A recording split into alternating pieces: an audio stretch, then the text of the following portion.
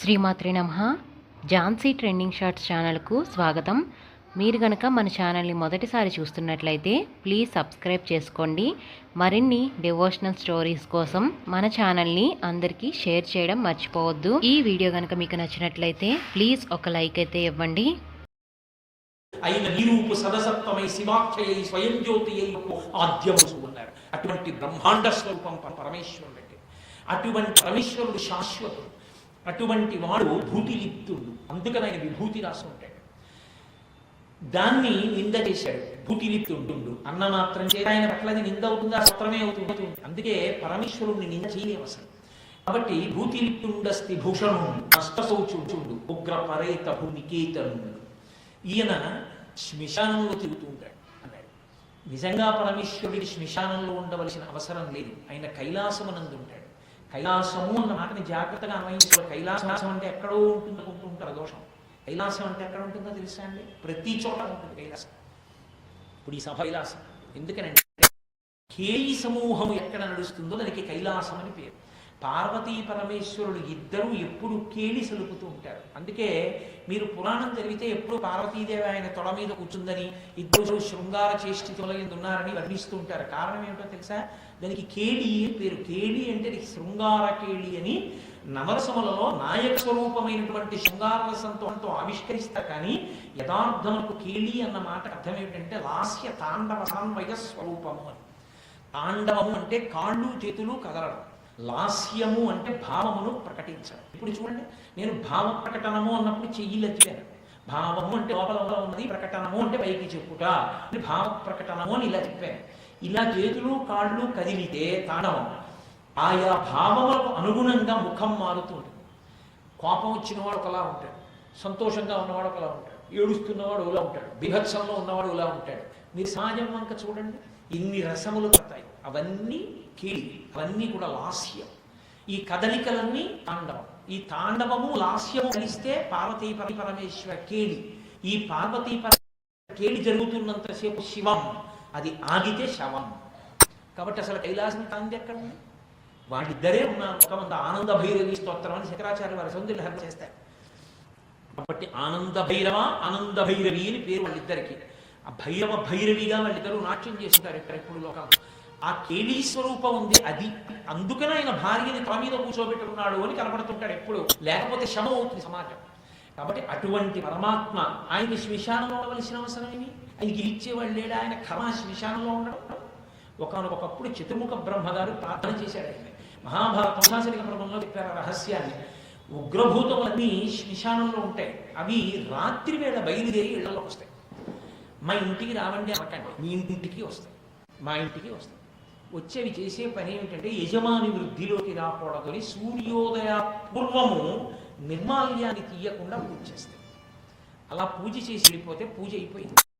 మీరు చేసి నిర్మాల్యం తీయలేదు కాబట్టి సూర్యోదయాత్పూర్వం ఆ ఇంట రాక్షస పూజ జరుగుతుంటుంది. కాబట్టి ఇల్లు దుఃఖంతో ఉంటుంది.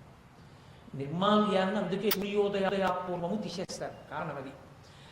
అందుకని వాళ్ళు ఉగ్రభూతం ఊళ్ళలోకి ప్రవేశించి ఇబ్బంది పెడుతున్నారు. కాబట్టి పరమశివ, నువ్వు వాళ్ళని ఏమార్చు, నువ్వు వాళ్ళని శాసించు అన్నాడు బ్రహ్మ. సరే నేను అక్కడ కూర్చుంటాని అక్కడ కూర్చున్నాడు. అనుశాసనిక పర్వంలో పార్వతీదేవి అడిగింది, శివా మీరు ఎదుగుంటారు శ్మశానంలో అని. 2 కారణాలకు ఉంటారు. బ్రహ్మ విడున్నాడు. అక్కడ కూర్చుని తాండవం చేస్తూ ఉంటారు. ఈ ఉగ్రభూతాలన్నీ చూస్తూ సంతోషంతో తప్పట్లు పడుతూ ఉంటాయి. ఊళ్ళోకి రాకుండా ఊళ్ళో వాళ్ళు బాగుంటారు. 2, ఏదో ఒక కారణం చూపించి ఇలా అంటారు బతికున్నన్నాళ్ళు. ఇలా చూపించి నేను పొడుగు, నేను పుట్టి, నే తెలుగు, నే నలుగు, నే పండితుడిని, నాకు శ్లోకం వచ్చు, నాకు పాట వచ్చు, నాకు వాద్యం వచ్చు, నాకు నృత్యం వచ్చు, నాకు అధికారం ఉంది, ఇలా అన్నవాడు నేను బయటికి వెళ్ళిపోగలిశాను. వాడిని శ్మశానంలోకి తీసుకొని శరీరం కాల్చేశాక జీవుడిగా వాడు పైన నిలబడ్డప్పుడు వాడు ఇలా చూపించుకున్నది కాలిపోతుంటే పార్వతి ఎంత బాధతోనో, అయ్యో చిన్న విభూతిని అడ్డుపెట్టుకుని ఇలా ఇలా చూపించానే ఇది కలిపోతుంది, ఈ అహంకారం లేకపోతే ఈశ్వరుణ్ణి చేరుండేవాడిని, దాంతోటే పరమేశ్వరుణ్ణి సేవించుండేవాడిని ఏడుస్తూ నించుంటాడు. అప్పుడు వాడు నమ్ముకున్న వాళ్ళు ఎవరు ఉండరు. ఆ శరీరం పూర్తిగా కాలకుండా వెళ్ళిపోతారు. వాడిని ఓదార్చడానికి ఎవరు ఉండరు. ఇలా చూపించిన వాళ్ళందరూ ఏడుస్తూ అక్కడికి వచ్చేటప్పటికి ఏకత్వంతో సమానులై నిలబడతారు. ఆ సమానులై నిలబడినప్పుడు ఓదార్చడానికి నేనైనా ఉండకపోతే బాధపడతారని అక్కడ ఉండి ఓదారుస్తున్నాను పార్వతి అన్నాడు. అంతటి మహానుభావుడు, అంతటి ఉదారుడు పరమేశ్వరుడు. అంటే తప్ప ఆయన కర్మకారి ఉండట్లేదు. ఉగ్రపేత భూనికేతనుడు, భూత ప్రధనాధుడు. అప్పుడు తండ్రి ఉన్నాడు అనుకోండి, తండ్రికి 5 కొడుకులు ఉన్నారు. ఒకడు ఎఫ్ఎస్, ఒకడు ఐపీఎస్, ఒకడు ఐఆర్ఎస్, ఒకడు జేబు దొంగ. అయితే తండ్రి షష్టి పూర్తి చేసుకుంటుంటే ఆ నలుగురిని పిలిచి జేబు దొంగని పిలవడా, వాడిని పిలుస్తాడు. ఒరే షష్టి పూర్తి సుమా, నా మర్యాద పోతుంది, నువ్వు వెళ్ళేటప్పుడు నేను ఇస్తాను, ఎవరి జేబు కత్తిరించకే అంటాడు. నాన్నగారి గౌరవం కోసం వాడు షష్టి పూర్తి నాడు ఎవరికూ కత్తిరించాడు. అలా జేబు దొంగ తండ్రికి కొడుకే, జేబు దొంగకి తండ్రి. ఆయన వల్ల మారాలి, ఎప్పటికైనా మారితే వాడు. కాబట్టి లోకంలో ఉగ్రభూతములు ఉంటే ఉగ్రభూతములు తండ్రి ఎవరు? నేను కానండి అని దేవుడు పక్కకి తప్పకుండా ఎవరికి? ఈశ్వరుడు పరమశివుడు ఉగ్రభూతకు కూడా ఆయనే తండ్రి. అందుకే ఆయన కాళ్ళెట్టుకుంటే వీడి జోలికి వెళ్ళకంటాడు. అవి మీ జోలికి రావు. ఆయన వాటికి తండ్రి మీ దూపంగా మీ జోలికి రాకుండా చూస్తాడు. కాబట్టి ఆయన సమస్త బ్రహ్మాండములకు తండ్రి అన్నప్పుడు లోకంలో ఉన్న అన్నిటికీ తండ్రే. అందుకే ఆ బ్రహ్మకీట జనని అన్నిటికీ తండ్రే. తప్ప కొందరికేనే తండ్రి అండి, భక్తులకే తండ్రి అండి, భక్తులు కాని వాళ్ళకే తండ్రి కానివ్వండి అంటాడేంటి? అలా ఏం ఉండదు. సనాతన ధర్మంలో మిమ్మల్ని భయపెట్టడానికి కోడు, మిమ్మల్ని సంతోషపెట్టడానికి కోడు ఉండదు. భయశమః అఘోరేభ్యో ఘోర ఘోరతరేభ్యః సర్వేభ్యః సర్వసర్వేభ్యో నమస్తే అస్తు రుద్రరూపేభ్యః. రూపంతో భయపెట్టిన, అఘోర రూపంతో మిమ్మల్ని శాంతపరిచిన పరమేశ్వరుడే. తప్ప భయపెట్టడానికి కోడు, భయ తీర్చడానికి కోడు ఇంతమంది ఉండరు సనాతన ధర్మంలో. కాబట్టి అందరూ ఆయన బిడ్డలే. కాబట్టి ఆ ఉగ్రభూతంలో కూడా ఆయన్ని ఆశ్రయించి ఉండాలి. దక్షుడు నింద చేయడం అంటే చేస్తున్నాడు, కానీ ఆ నింద ఆయనకు అన్వయం అవుతుందా? అవదు, స్తోత్రం అవుతుంది. కాబట్టి ఉగ్రపరేత భూనికేతనుండు, నష్టహృదయుండు, నష్ట శౌచు, దుష్టహృదయుండు. ఆయన దుష్టహృదయం ఉన్నవాడు తండ్రి. నీవు దుష్టహృదయం అయిపోయినవాడి దక్ష ప్రజాపతి. కానీ ఇన్ని ఆయన భర్గుడు కదండి. అందుకే ముందే భర్గ నామాన్ని అన్వయం చేశాడు. ఆయన చిరునవ్వుతో కూర్చున్నాడు. ఎందుకంటే భగవంతుణ్ణి నింద చేయాలనుకున్న వాడికి కూడా శక్తి భగవంతుడే. కళ్యాణం, శ్రేయం, శుభం, క్షేమం ఇవన్నీ కలిపితే శివం అవర కోసం వ్యాఖ్యానం చేస్తుంది. అటువంటి శివనామం ఇతనికి ఎవరు పెట్టారు? ఎరిగి వేదంబు శూద్రునికి ఇచ్చినట్లు శివన్న పేరు ఇతనికి ఎవరు పెట్టారు? పనికి మారినవాడు అన్నాడు. నవ్వాడు శివుడు. నేను మీతో అన్నాను కదా, వచ్చి తిరిగితే పుచ్చుకుంటే కోపం. ఉమామహేశ్వర బ్రహ్మార్పణస్తున్నాడు, కోపం ఎక్కడ ఉంటుంది? అది ఆయనకి ఇచ్చేసి వీడు కూర్చున్నాడు. కాబట్టి ఆయన హాయిగా ఉన్నాడు. ఆయన భర్గుడు అంటే ఇలాంటి వాడికి లొంగిపోయి ఆయన ద్వంద్వములకు లోనైపోయేవాడు కాదు. ఆయన జ్ఞానస్వరూపం. కాబట్టి ఆయన హాయిగా కూర్చున్నాడు. జ్ఞానదాతా మహేశ్వర. ఎవడు పరమశివభక్తి తత్పరుడై ఉంటాడో వాడికే జ్ఞానము కలుగుతుంది. జ్ఞానము కలగాలి అంటే శివానుగ్రహమే. అందుకే పోతన గారు కూడా ఆగతం చేయాలంటే మాలిన భక్తి మెచ్చదనవారిత తండవ కేళికి దయాశానికి శూలికి శిఖరియాము కపత్మయూ కమాలికి కపాలికి అంటూ స్తోత్రం చేశారు. అటువంటి శివుడు భర్గుడై కూర్చున్నాడు. కానీ ఇందులో చిత్రం ఉంటుంది. అసలు వాళ్ళు బాగా కూర్చుంటారు, మధ్యలో వాళ్ళకి లేనిపోలు కూడా వస్తాయి. అనుమాయులు అని ఉంటారు. ఆ అనుమాయులు అన్న శబ్దం ఉంది చూశారు, అయ్య బాబోయ్ వాళ్ళ ఉత్తరత ఇంత ఉండదు. అసలు వాడు చాలా ప్రశాంతంగా ఉంటాడు. అనుమాయులకు ఉన్న గొప్ప లక్షణం ఏంటో తెలుసా? ఎవరిని తాను అనుభవిస్తున్నాడో వారితో ఏమంటారంటే మీకు తెలియదు ఉండండి నేను చెప్తానంటే. మీకు తెలియదు ఉండండి నేను చెప్తానంటే నీకన్నా పెద్దరికం ఎలా అయ్యాడైనా? ఆయన చెప్పింది వింటే నువ్వు ఆయన్ని పెద్దరికం ఉంచినట్ట. మీకు తెలియదు ఉండండి నేను చెప్పినట్టు వినండి అంటే ఆయన్ని పెద్దరికం ఉంచినట్ట. అనుమాయులు ఉన్నవాళ్ళు సాధారణంగా అలాగే ఉంటారు, పరిపక్వత లేకుండా. కాబట్టి దానికో చిరునవ్వు నవ్వి విడిచిపెట్టాలి, అల్లరి పడిపోకూడదు. కాబట్టి నందీశ్వరుడు లేచాడు. ఆయన ఎక్కడ లేని కోపాన్ని ప్రదర్శించాడు. దక్షుడిలా మాట్లాడతాడని దక్షు పక్షాన్ని భృగువు ఊచుకున్నాడు. సరే, ఇద్దరి మధ్య పెద్ద సంవాదం జరిగింది. ఆఖరికి ఎంత దూరం వెళ్ళిపోయిందంటే ఉభయులు చెప్పించుకునే వరకు వెళ్ళిపోయింది నందీశ్వరుడు భృగువు. అది ఉద్ధరితో కూడుకున్న చేష్టితం అయిపోయింది. పరమేశ్వరుడు ప్రశాంతంగా సభలోంచి వెళ్ళిపోయాడు. దక్ష ప్రజాపతి అంతకన్నా కోపంతో ఊగిపోతూ వెళ్ళిపోయాడు. ఉత్తమే క్షణకోస్య జమే ఘటికాత్మజం అధమేశ్య బహుళాపిష్టే మరణాంతక. కోపం అప్పుడు వచ్చి అప్పుడు తగ్గిపోయింది పరిశీలించుకోగలడు గుర్తు. అది దీర్ఘకాలిక వ్యాధిగా అలా కడుపులో ఉండి క్రోధము అంటారు. అప్పుడు ఆ క్రోధస్వరూపం ఏం చేస్తుందంటే తాను పాడవుతాడు, గుణాలని పాడి చేస్తాడు. అదిగో ఆ వ్యాధి వచ్చింది యక్ష ప్రజాపతి. నిన్న మీతో మనవి చేశాను కదా, కామము క్రోధము అలాగే ఉంటాయి. కాబట్టి ఇప్పుడు ఆయన ఎక్కడ లేని కోపంతో ఇంటికి వెళ్ళిపోయాడు. ఎక్కడో లేదా ఇల్లు, మా జిల్లాలోనే ఉంది. దక్ష ప్రజాపతి ఉన్న భూమియే దక్షవాటము, దక్షారామము. పేరు మార్చేసి భ్రష్టు పట్టించుకోవడము ఆంధ్రదేశం అంత గొప్ప రాష్ట్రం ఇంకోటి ఉండదు. కోకనదము, ఎర్ర కలువలతో కూడినటువంటి సరోవరములతో ఉన్న ఊరిని తీసుకెళ్లి కాకినాడ. దక్షారామము, దక్ష ప్రజాపతి యొక్క ఆరామము తీసుకెళ్లి ద్రాక్షారామము. మునిమండలి మురమళ్ళ, హేలాపురి ఏలూరు. ప్రకృతి శబ్దాలు విడిచిపెట్టి వికృతి శబ్దాలు కూడా పట్టుకోవడం కూడా కాదు, అర్థంలే పేర్లు పెట్టడంలో మన వాళ్ళే అగ్రస్థానం. నేను క్షమింపబడేదను కాక. కాబట్టి ఇప్పుడు ఆ దక్షమాటము తూర్పుగోదావరి జిల్లాలో ఉంది. అదే దక్షమాటికి, అది దక్షారామం. అక్కడే చేశాడు యజ్ఞం ఆయన. ఇప్పుడు ఇంటికి వెళ్ళాడు, ఆలోచించాడు. పరమశివుణ్ణి ఇంత నిందించాడు, కనీసం కదలవాడు. కనీసం కదలలేదు కాబట్టి ఇప్పుడు ఆయనకి ఎలా ఆయన అవమానమును పొందాలి. అవమానం ఎప్పుడు పొందుతుంది? మీరు చేసిన నింద మనసును అంటుకుంటేను. మనసును అంటుకోలేదనుకోండి, మీరు పక్క వాళ్ళకు కూడా చెప్పరు. నన్ను ఇలా నిందించాడంటే అని చెప్పరు. మీ మనసులో కదా.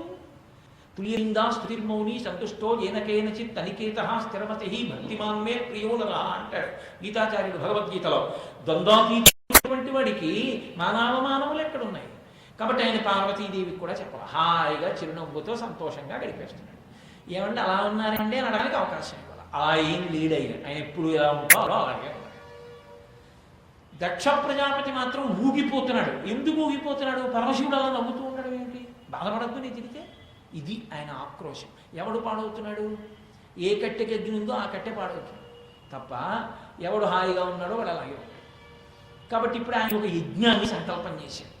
సంకల్పం చేసి అన్నాడు, ఈ ఈశ్వర యాగం, ఇందులో ఈశ్వరుడికి హవిస్సు ఉండదు, పరమశివుడికి హవిస్సు ఇవ్వను. ఇవ్వకుండా పరమశివుడికి హవిస్సు ఇవ్వని యజ్ఞము లేదు. కానీ అలాంటి యజ్ఞం నేను చేస్తానంటే ఇప్పుడు పార్వతీ పరమేశ్వరుడికి ఎందుకు పంపిస్తాడు? అప్పటికక్కడ పేరు పార్వతీదేవి కాదు, సతీదేవి. సతీదేవికి ఆహ్వానం పంపలేదు, పరమశివుడికి అసలు పంపలేదు.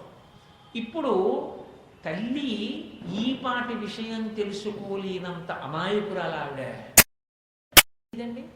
ఆవిడ కళ్ళిలా తిప్పితే ఈ బ్రహ్మాండములు ఎంతవరకు ఉన్నాయో అంతకన్నా ఎక్కువ దూరం వరకు ఆవిడ కళ్ళు తిరుగుతాయని చెప్పారు శంకరాచార్యులు వారు. దుషాద్రహీయసాదరదలితనీలోత్పలరుచాదవీయాంసం దీనం స్నపయ కృపయా మమపి శివే అనేనాయం ధన్యో భవతి నచతే హనిరియత వనేవా హర్మ్యేవా సమకర నిపాతో హిమకర అన్నారు. ఇలా కన్ను తిప్పిందంటే తల్లి బ్రహ్మాండముల కొనను దాటి వెళుతుంది ఆవిడ చూపు. ఆవిడికి తెలియదు దక్షుడు యజ్ఞం చేస్తున్నాడని. ఇప్పుడు దక్షుడు చిరం కాదు, దానితో పాటు కొంతమంది దేవతలు, కొంతమంది ఋషులు, ఇంతమంది అక్కడికి వెడుతున్నారు. లోకం గాడి తప్పుతోంది, శివనింద నేర్చుకుంటోంది. శివనింద వలన ఎంత ప్రమాదకర పరిస్థితులు వస్తాయో తెలుసుకోలేకపోతుంది. చెప్పాలి, నేను ప్రారంభంలో మీతో మనవి చేసిందని. శివుణ్ణి రుద్రుణ్ణి చెయ్యాలి, ఆయనవేమీ పట్టించుకోడు, ద్వంద్వాతీతుడై ఉంటాడు కాబట్టి భర్గుడు. ఇప్పుడు ఆయనకి కోపం తెప్పిస్తే తప్ప వీళ్ళకి బుద్ధి చెప్పడం కాదు, కోపం తెప్పించాలి. అందుకని ఆవిడ ఏం చేసింది? ఏమీ తెలియని దానిలా అంతఃపురం పైకెక్కి నిలబడింది. చాలామంది ఋషుల సమూహములు వెళ్ళిపోతున్నాయి విమానాల్లో. ఆ మాటలు ఏమీ తెలియని దానిలా వింది. అంటే వాళ్ళందరూ దక్షుడి చే యజ్ఞానికి వెళుతున్నారు. గబ గబ గబ గబ మెట్లు దిగి కిందకు వచ్చింది. పరమశివుడి దగ్గరికి వెళ్ళండి. ఆ యజ్ఞము కనుగొనగా ఈ విబుధగణంబులర్ధి ఏగిదరదిగో దేవా మనమిప్పుడతటికి పోవలెనను కోర్కెనాక నాకు పుట్టెడు అభవా అందావిడ. అభవా ఎంత గొప్పగా సంబోధిస్తుందో ఆవిడంది. అసలు భవ అంటే అనేకమైనటువంటి అర్థాలు ఒక్క భవశబ్దానికి.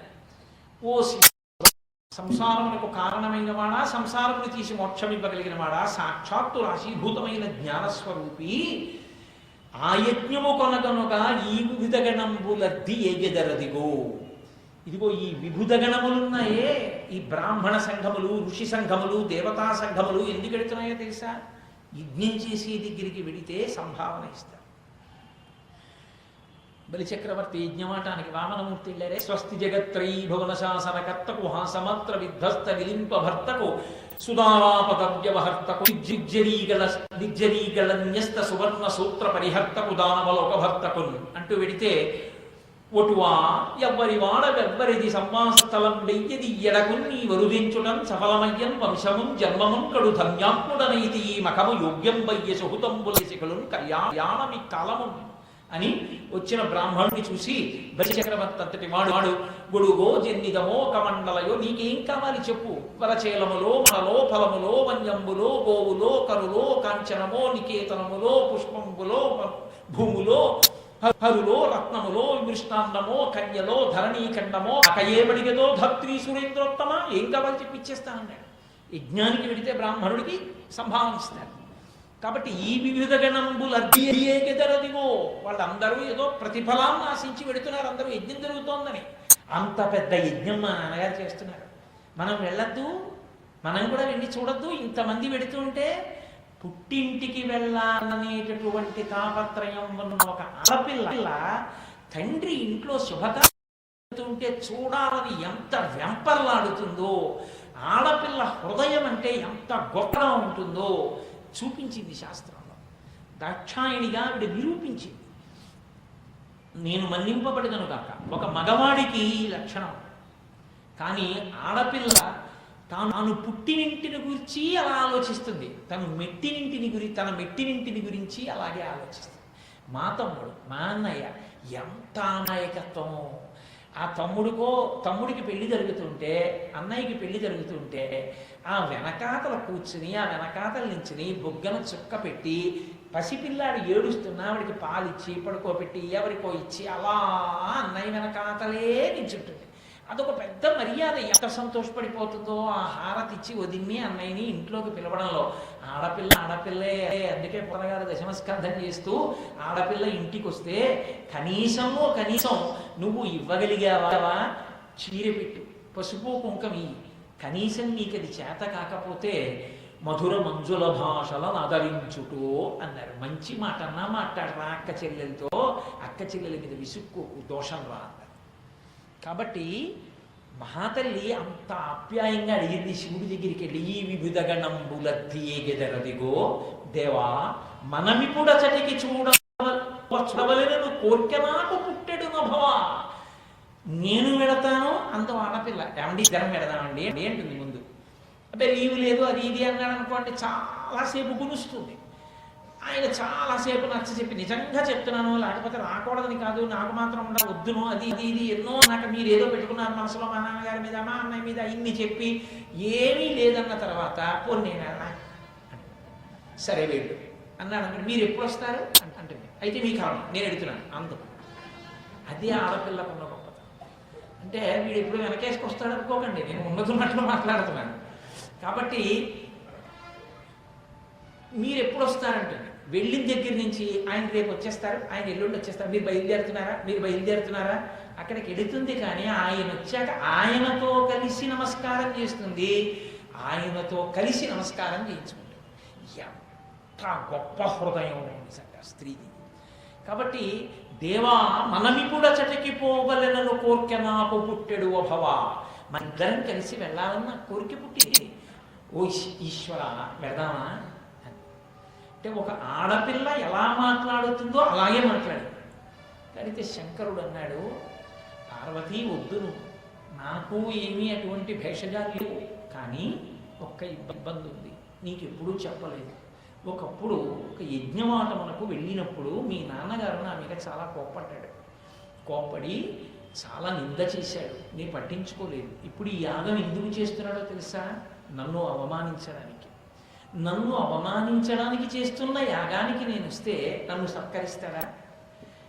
లోపలికి రావద్దు అని నన్ను పలకరించకుండా, నాకేమీ గౌరవం ఇవ్వకుండా, నా సమక్షంలోనే నాకు హవిస్సు లేని యజ్ఞం జరిగితే అది నీకు మర్యాదగా ఉంటుందా పార్వతి? అందుకని నేను రావట్లేదు, నువ్వు నన్ను అర్థం చేసుకో అన్నాడు. అంటే ఆవిడంది కాదు, మనం విడితే మారతారేమో, కాబట్టి వెళదాం అని ఒక ఆడపిల్ల ఎలా మాట్లాడిందో అలాగే మాట్లాడుతోంది. ఆయన అన్నాడు, ఒక్కటే అవమానము అన్న మాటకు అర్థం ఏమిటో తెలుసా? మీ నాన్న కొత్తగా ఏమీ చెయ్యక్కర్లేదు. కుటిల బుద్ధులైన కుజనుల ఇండ్లకు ఆర్యులేక వారనాదరమున బొమలు ముడిదు వేచి భూరి రోషాక్షులై చూతురదియుగాక సురతి విను. అవమానం అన్న మాటకు అర్థం ఏమిటో తెలుసా పార్వతి? నీ పుట్టినిల్లు అంటే నాకు అత్తారిల్లు. వెళ్ళినప్పుడు ఏమిచ్చారు కాదు, నీకేం పెట్టారు కాదు, పరమ ఆధారంగా రండినండి అని పిలిచి కూర్చోబెట్టి మంచినీళ్ళు తాగుతారా, బాగున్నారా, మీ అమ్మాయి బాగుందా, మీ అబ్బాయి బాగున్నాడా, మీ తల్లిదండ్రులు బాగున్నారా అని అడిగారనుకో కడుపు నిండిపోతుంది. ఇలా వెళ్ళగానే తలుపు తీసి బొమ్మలు ముడులు వేయి కనుబొమ్మలు రెండు ఇలా ముడి వేసి భూరి రోషాక్షులై కోపంగా చూసి ఏమీ మాట్లాడకుండా లోపలికి వెళ్ళిపోయారనుకో, మనం సిగ్గు లేకుండా లోపలికి వెళ్ళి కూర్చున్నాం అనుకో, ఎవ్వరూ వచ్చి పలకరించలేదు అనుకో, అప్పుడు మనమే వెళ్ళేదో మంచి నీళ్ళు కూర్చుని మనమే ఆ లోపలికి వెళ్ళిపోయి స్నానం చేసేసి మనమే కూర్చుంటే అందరినీ రండి భోజనాలకి అని అందరినీ పిలిస్తే మనం కూడా వెళితే మనకి ఓ ఆకేస్తే మనమే అంటే ఇంకొంచెం కూర వేస్తారా అంటే ఇంకొంచెం వేసుకుంటారా అనడకుండా వచ్చి కూర వేసారనుకో, ఇంటికి వెళ్ళి నువ్వు అవమానం పొందినట్ట, నువ్వు సత్కారం పొందినట్ట, ఇంకా కొత్తగా ఏం చెయ్యక్కర్లేదు, ఇది చాలు. ఎందుకు చేస్తాడో తెలుసా మీ తండ్రి? నిజానికి దక్ష ప్రజాపతి యొక్క కూరిమి సుతలలో నీ ఒకటి వైదను నా సంబంధముచే నీ తండ్రి వలన సన్మానం పొందలేవు. నీవు దక్ష ప్రజాపతి యొక్క కుమార్తెలలో చాలా దక్షుడికి ప్రేమ కలిగిన కుమార్తెవి నువ్వే, అందులో సందేహం లేదు. కానీ ఇవాళ నిన్ను ఆదరించాడు. ఎందుకు ఆదరించాడో తెలుసా? నా సంబంధముచే ప్రేమ బడయజాలవు తరుణి. నిన్ను గౌరవించడు, నిన్ను ప్రేమించడు, నిన్ను పలకరించడు. ఎందుకంటే మీ నాన్న దృష్టిలో నువ్వు నాకు ఇల్లాలువి, ఆయనకి కూతురువి కావు. ఇప్పుడు ఆయనకి అంత కోపంగా ఉంది కాబట్టి వద్దు, నా మాట విను అన్నాడు. అంటే ఆవిడంది పిలవలేదు కాబట్టి వెళ్ళొద్దని మీరు అంటున్నారు, కానీ నాకున్నటువంటి మనసులో మాట నేను చెప్తాను వినండి. ఆయజ్ఞము కనుగొనగా నా అనుజులు భక్తి వారి ప్రాణనాథులతోడం ఒత్తురు. మనమున్ పోయిన వారిని అచట నేను చూడగలను. ఆడపిల్ల ఎంత మార్దవంగా ఎంత అమాయకంగా మాట్లాడుతుందో అలాగే మాట్లాడింది. ఏమండి, మా నాన్నగారికి అంతమంది ఆడపిల్లలు, నన్ను మీరు చేసుకున్నారు, నాకు అక్క చెల్లెళ్ళని చూడాలని ఉంటుందిగా, అన్నదమ్ముల్ని చూడాలని ఉంటుందిగా, ఎన్నాళ్ళైందో చూసి. అందరిళ్ళకి వెళ్ళడానికి ఖాళీ ఉంటుందా? ఉండదు. ఎందుకు ఉండదు? ఒక్కటే కారణం, ఈయన చేసే ఉద్యోగం ఏంటి అంటారేమో. పరమశివుడికి ఉన్నటువంటి గొప్ప లక్షణం ఏంటో తెలుసా అండి? ఆ వేళకి భోజనం లేదనుకోండి, ఆ వేళకి పలహారం లేదనుకోండి, ఆయన ఏం అనడం. సతీ పలహారం చేయలేదే అండవు. అలా వెళ్ళి చూసి ఈవిడ ఇవాళ పలహారం చేయలేదని పక్కింటికి వెళ్ళి భవతి భిక్షాంది అంటే చాలదా? అది ఆడపిల్ల పాతివ్రత్యమునకున్న గొప్పతనం. ఇది నేను కాదు, శంకరుడు సౌందర్యహరులు చెప్పారు. అమ్మా, నీ భర్త నీజిత్వాదైత్యానపహృత శిరస్త్రై కవచిభి నివృత్యై చండాంశస్త్రిపురహర విముఖై అన్న శ్లోకంలో నాటకీయంగా ఎంత గొప్ప సన్నివేశాన్ని చూపించారు ఆయన. అందుకని ఆవిడ వేలపట్టున ఆయనకి పెట్టేస్తుంటుంది. ఎందుకంటే ఆయనకేం అలా ఇబ్బంది ఏం లేదు. ఆవిడ ఏదో పనిలో ఉందని పక్కడికి చెల్లి అన్నం పెడతావా అంటాడు. చాలదా? ఏం చేస్తోంది మా వదిన, వేలపట్టున మీకు అన్నమైనా పెట్టద్దా అని తర్వాత అంటుంది ఆవిడ. అందుకని ఆవిడ చాలా జాగ్రత్తగా ఉంటుంది, ఎక్కడికి వెళ్ళదు. అంత మహాపతివ్రత అమ్మ. అటువంటి తల్లి కనుక మనం ఎక్కడికి వెళతాం? అందరు అక్క చెల్లెళ్ళ ఇంటికి. మీకు ఖాళీ ఉండదు కాబట్టి ఒక్కసారి మా నాన్నగారి ఇంటికి వెళ్ళామనుకోండి, నా అనుజలు భక్తి వారి ప్రాణనాథులతోడం. ఎప్పుడో పెళ్లిలో చూశాను, మా చెల్లెలు మరుదులు వాళ్ళ పిల్లలు మళ్ళీ అందరినీ చూడాలని ఉంది కదా, మళ్ళీ కలుసుకుంటామా, అందుకని ఒక్కసారి వెళదామండి అంటే. మీరు చూడండి, తండ్రి గారి ఇంటికి అమెరికా నుంచి ఆడపిల్ల ఒక అమ్మాయి వస్తుంది అనుకోండి, ఇండియాలో అన్ని ఊళ్ళల్లో ఉన్న పిల్లలు తండ్రి గారి ఇంటికి వస్తారు. ఎందుకంటే అది వస్తుందండి, మేము కూడా వెళ్ళి దాంతో ఎన్నాళ్ళు ఎంతో సరదాగా నలుగురం ఓసారి కూర్చొని గడపాలి అంటారు. ఎంత ప్రేమో వాళ్ళకి. కన్యాదానం చేసినా అత్తవారింట్లో ఎంత ప్రేమిస్తారో పుట్టింటి వారిని అంతా ప్రేమిస్తారు. అసలు నిజంగా చాలా ఆశ్చర్యంగా ఉంటుంది. ముక్కు మొహం తెలియని వాడు తాళి కడితే ఎవరికి వెళ్ళిపోతారు, ఆయనే సర్వస్వం అంటారు. పరమేశ్వరుడు నిజంగా స్థితి పెట్టి ఉండకపోతే మీరు క్షమించండి, మన బతుకులు ఎక్కడికెళ్తాయి. కాబట్టి అంత గొప్ప హృదయం స్త్రీది. కాబట్టి ఒక్కసారి వెళ్ళద్దు, ఆ చెల్లెళ్ళందరూ వస్తారు, వెళదామండి. ఆయన ఏం మాట్లాడలేదు. ఆవిడ మళ్ళీ అంది, పిలవలేదని కదా రావడానికి మీరు ఇంత బెట్టు చేస్తున్నారు, నేను ధర్మం చెప్తాను. ఆవిడికి తెలియని ధర్మమా? ఆవిడ గురుమండల రూపిణి. ఆవిడ గురుమండలం యొక్క స్వరూపం దక్షిణామూర్తి రూపిణి. ఆ తల్లికి తెలియని విషయం ఏముంటుంది? కాబట్టి ఆవిడంది, అనయము పిలవక యుండం జనక గురు సుహృత్ జననాయక గేహములకు చనుచుందురు పిలువకున్న సజ్జనులధిపా. ఓ శివ, పిలవకపోయినా 4 ఇళ్ళకి వెళ్ళవచ్చు శాస్త్రంలో. అందులో మొట్టమొదటి ఇల్లు జనక, తండ్రి గారింటికి వెళ్ళచ్చు ఆడపిల్ల. పిలవలేదు అని ఆడపిల్ల వెళ్ళకుండా ఉండవలసిన అవసరం లేదు. చతుర్థీ విభక్తి వెయ్యలేదు కనుక ఆడపిల్లకి పుట్టినింటికి హక్కు ఉంది. ఎవరొచ్చినా నువ్వు హడావిడిగా ఉన్నాను అనొచ్చేమో, ఆడపిల్ల వస్తే నువ్వు ఎంత ఒత్తిడిలో ఉన్నా పరమ ప్రేమతో అక్క చెల్లెలతో మాట్లాడాలి, కూతురుతో తండ్రి మాట్లాడాలి. పెళ్ళైన ఆడపిల్ల వస్తే మరీ జాగ్రత్త ఉండాలి. అది వాళ్ళు కోరుకునే కనీస మర్యాద. పరమ ప్రేమతో ప్రవర్తించి పంపించాలి. కాబట్టి జనక తండ్రి గారి ఇంటికి వెళ్ళచ్చు పిలవకపోతే. గురువు గారి ఇంట్లో శుభకార్యం అయితే మాకు శుభలేఖ రాలేదు అని వెళ్లకుండా ఉండకూడదు. గురువు గారి ఇంట్లో శుభకార్యం జరుగుతున్నప్పుడు పిలవకుండానే వెళ్ళాలి. కాబట్టి గురువు గారి ఇంటికి వెళ్ళవచ్చు. సుహృత్ అంటే మంచి స్నేహితుడు, చాలా గొప్ప సంబంధం ఉన్నవాడు. అటువంటి స్నేహితుడు పిలవకపోయినా వెళ్ళాలి ఆ స్నేహితుడి ఇంటికి. జననాయక, రాజ్యాన్ని లే రాజు. రాజుగారి ఇంట్లో ఉత్సవం జరుగుతుంటే, రాజుగారి ఇంట్లో ఏదైనా కార్యం జరుగుతుంటే వెళ్లకుండా ఉండకూడదు. అందరూ వెళ్ళాలి పిలవకపోయినా. ఈ 4 ఇంటికి వెళ్ళడానికి పిలుపుతో సంబంధం లేదు. కాబట్టి అనయము పిలువక యుండం చన అనుచితమందువేని. వెళ్ళకూడదంటావేమో. జనక గురు సుహృత్ జననాయక గేహములకు చనుచుందురు పిలవకున్న సజ్జనులధిప. సజ్జనులైన వాళ్ళు పిలవకపోయినా వెడతారయ్యా, కాబట్టి వెళ్ళద్దు.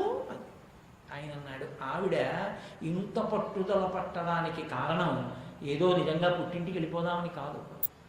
ఆవిడ బాధంతా ఏమిటో తెలుసా అండి? భర్త అవమానింపబడుతున్నాడు. సతీదేవి విశ్వాహ భేషజీ వీళ్ళకి పాఠం చెప్పించాలి. ఈయన ఇలా కూర్చోకూడదు, ఈయన రుద్రుణ్ణి చెయ్యాలి. ఈయన మామూలుగా రుద్రుడు కూడా వాళ్ళ అజ్ఞానం అంటాడు. తండ్రి కదూ, ఎంత దెబ్బ కొట్టినా ఎంత బాధ ఉన్నా పైకి తెలియనివ్వడు. నవ్వుతూ సర్దుకుపోతాడు పిల్లల కోసం. అది తండ్రి హృదయం. కానీ ఇలాగే వదిలిపెడితే వీళ్ళకి తెలియదు ఆయన గౌరవం. ఆయనకి హవిస్సు లేని యజ్ఞమా, కాబట్టి ఆయన్ని రుద్రుణ్ణి చేయడానికి నేను వెళ్ళాలనుకున్నాను అని నేను బయలుదేరుతున్నానండి అని వెళ్ళి బయలుదేరి వెంటనే ప్రమథగణాలను పిలిచి పరమశివుడు అన్నాడు, సతీదేవి ఒక్కతే వెళ్ళడమా? అలాగా వీల్లేదు. వెంటనే ఆమెకి కావలసిన చీనాంబరములు, ఆవిడకి కావలసిన నగలు, అద్దాలు, ఆభరణాలు, అలంకార సామాగ్రి, ఆవిడ ఒంటికి రాసుకునేటటువంటి సమస్తమైనటువంటి ఆ అలంకరణ సామాగ్రి మొదలైనటువంటివన్నీ తీసుకుని బయలుదేరండి అన్నాడు. బోలెడంతమంది ప్రమథగణాలు అమ్మవారు కోసుకోవడానికి అద్దంతో కలిపి పట్టుకుని బయలుదేరారు. అన్నీ పట్టుకున్నారు, వెళ్ళారు. ఆవిడతో పాటే వాళ్ళు వెళ్ళారు. ఆవిడ దక్ష ప్రజాపతి యొక్క ఇంటికి వెళ్ళింది. ఎంతో సంతోషంగా లోపలికి వెళ్ళింది. ఆడపిల్లే కదండి, ఎంత సంతోషంగా వస్తుందో పుట్టింటికి వచ్చినప్పుడు. పిచ్చి తల్లి, నాన్నగారండి ఫోటో మార్చారా, నాన్నగారండి గది పూర్వం ఇక్కడ ఉండేది ఇప్పుడు లేదా అని ఏమిటో ఆ ఇల్లు చూసుకుని ఆ నాన్నగారిని చూసాను, నాన్నగారిని ఎక్కిపోయారు నాన్నగారండి అని ఎంత పొంగిపోతుందో. కాబట్టి ఆవిడ కూడా అంత ప్రేమగానూ వెళ్ళింది. కానీ ఆ వెళ్ళినటువంటి తల్లిని జననియు సోదరులు తక్క దక్షుని సభయందు ఉండువారెవ్వరూ దక్షుని భయము వలన అనయము పలకరింపరైరి మహాత్మ. ఒక్క తల్లి వచ్చి పలకరించింది, ఆమె సోదరులు పలకరించారు తప్ప ఎవ్వరూ మాట్లాడలేదు. సభలో అంతమంది ఉన్నారు, ఆవిడ ఆదిపరాశక్తి అని తెలుసు, ఒక్కడు మాట్లాడాలి. కారణం ఏమిటంటే దక్షుడు ఏమైనా శాపం ఇస్తాడేమో అని భయం. ఇది వాళ్ళు గాడి తప్పిన స్థితి అనడానికి రుజువు. వాళ్ళ బతుకు అలా తయారైంది ఆఖరికి. మీకు ఇటువంటి సందర్భాలు పురాణాల్లో చాలా చోట్ల కనిపిస్తాయి. ఇప్పుడు అవన్నీ నేను స్పృశిస్తే ఇబ్బందిగానండి. అందుకని వాళ్ళు పరదేవతనే పలకరించలేదు.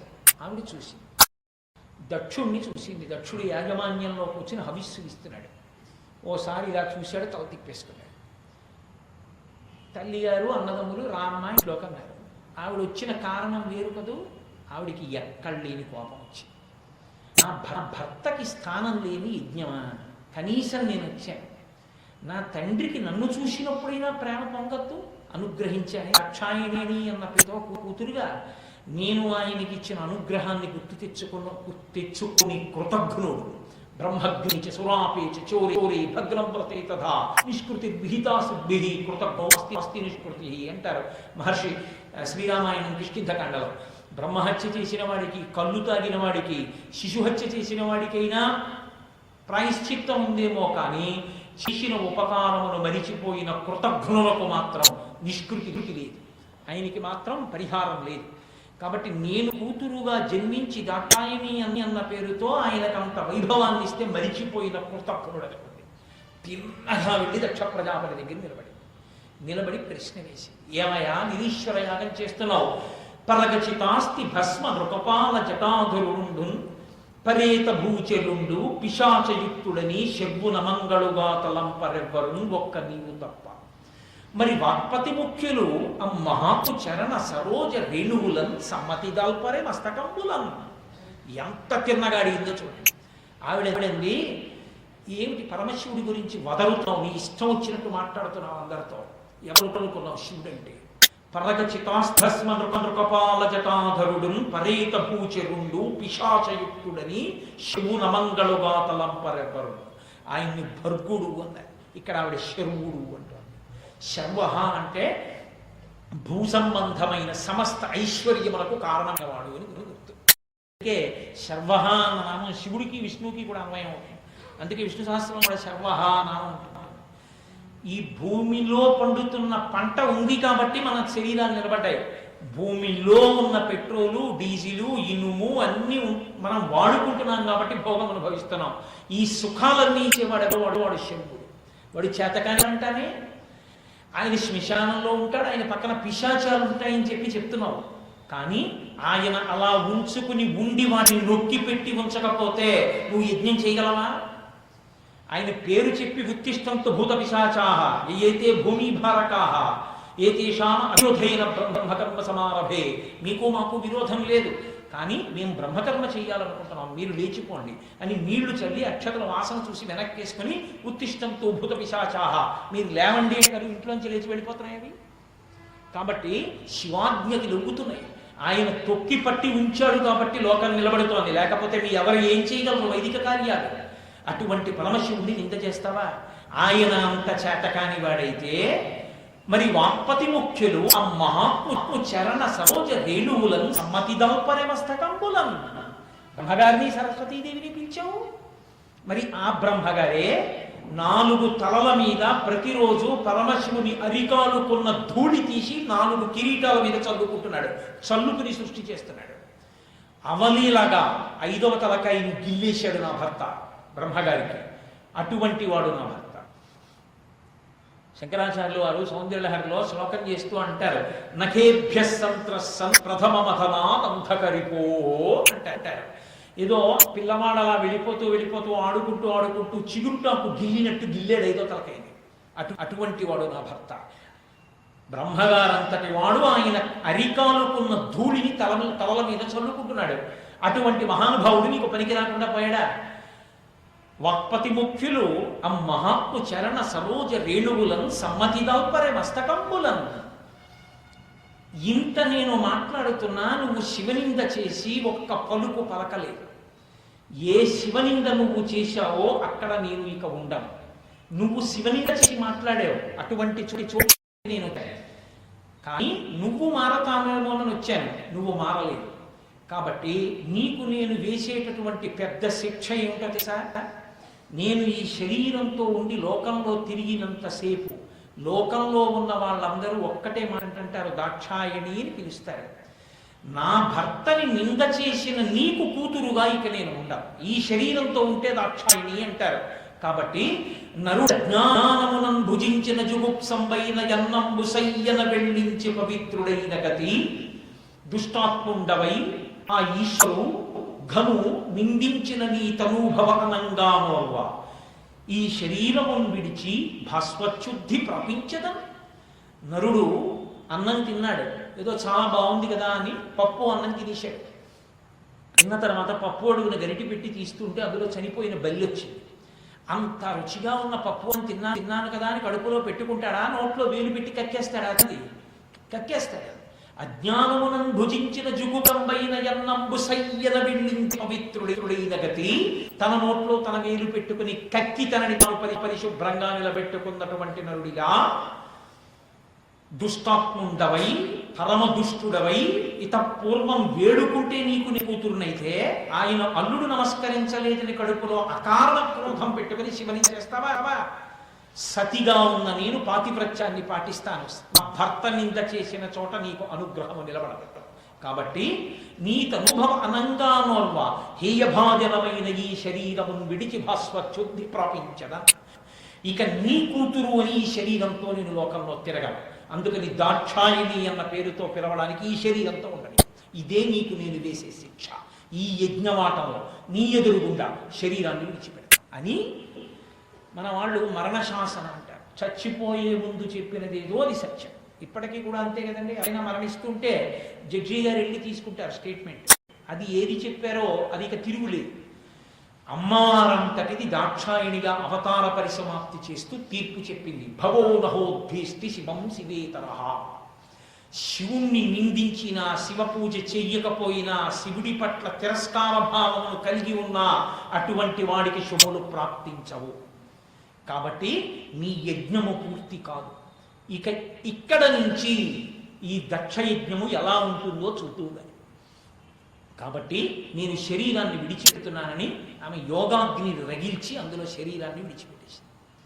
విడిచిపెట్టేగానే ఆ ప్రమథగణాలన్నీ కూడా ఉగ్రమైనటువంటి తేజస్సుతో మా తల్లి శరీరం విడిచిపెట్టిందన్న కోపంతో వచ్చి యజ్ఞం మీద పడ్డాయి. భృగువుకి శివుడితో కోపం. అందుకని ఆయన యజ్ఞంలోంచి కొంతమంది గణములను సృష్టించి ఈ ప్రమథగణములన్నీ ఓడిపోయేటట్టు చేశారు. వీళ్ళందరూ గుండెలు బాదుకుంటూ ఏడుస్తూ కైలాసానికి వెళ్ళారు. పరమశివుడు పరమ ప్రశాంతంగా కూర్చుని తనలో తాను రమిస్తూ కూర్చునున్నాడు. ఆయనకు అన్నీ తెలుసు.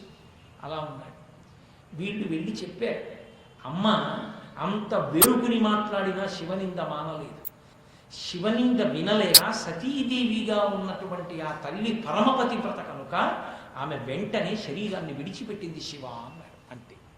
నేను మీతో మనవి చేశాను కదా, ఇందుకే విడిచిపెట్టింది ఆవిడ.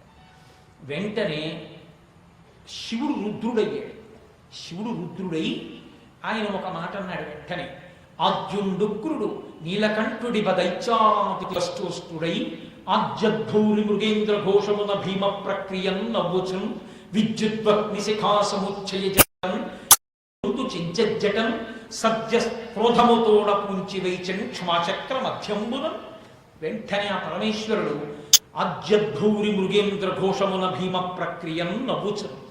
ఒక్కసారి పరమ ప్రశాంతంగా కూర్చున్నవాడు లేచి ఒక పెద్ద సింహం నవ్వితే ఎలా ఉంటుందో పెద్ద నవ్వు నవ్వి ఒక్కసారి ఎగిరి కుప్పించి దూకి లేచి విద్యుద్వగ్ని శిఖా సముచ్చయలు చిందెల్గొందు చించజటం.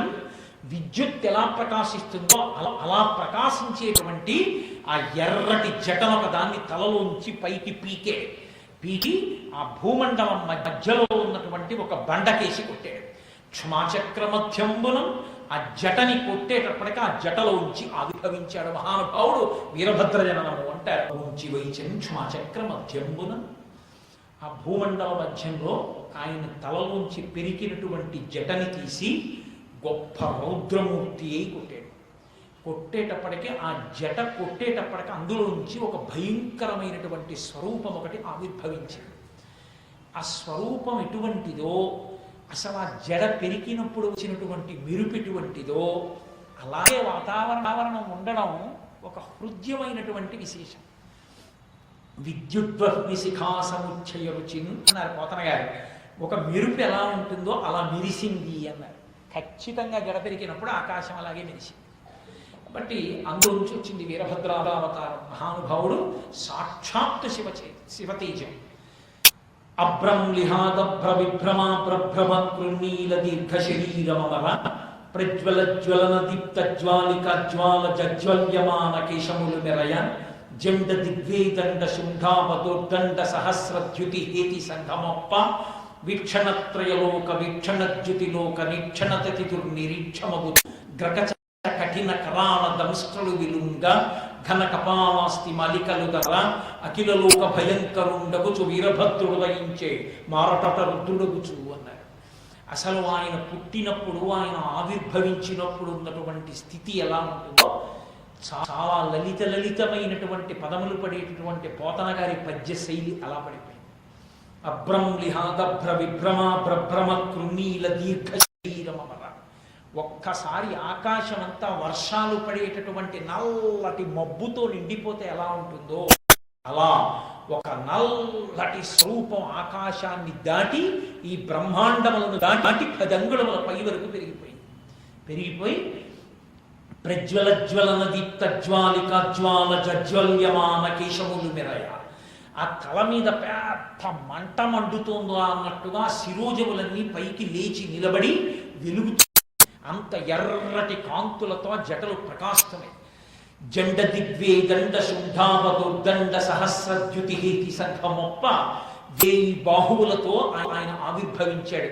1000 బాహువులలో 1000 రకములైనటువంటి ఆయుధములను పట్టుకుని ఆయన అలా నిలబడి అంతెత్తున నిలబడేసరికి, ఆయన ఒక పెద్ద నవ్వు నవ్వేసరికి వీక్షణత్రయలోక వీక్షణజ్యుతిలోక నిక్షణతతిదుర్నిరీక్షమగుచు 3 లోకములలో ఉన్నటువంటి దేవతలు ఋషులు అందరూ ఆయన్ని చూద్దామని ఇలా కళ్ళెత్తితే ఎవరికి ఏమీ కనపడలేదు. అంతటి పెద్ద తేజోమూర్తి, అంత పెద్ద స్వరూపం ఒకటి కనపడింది.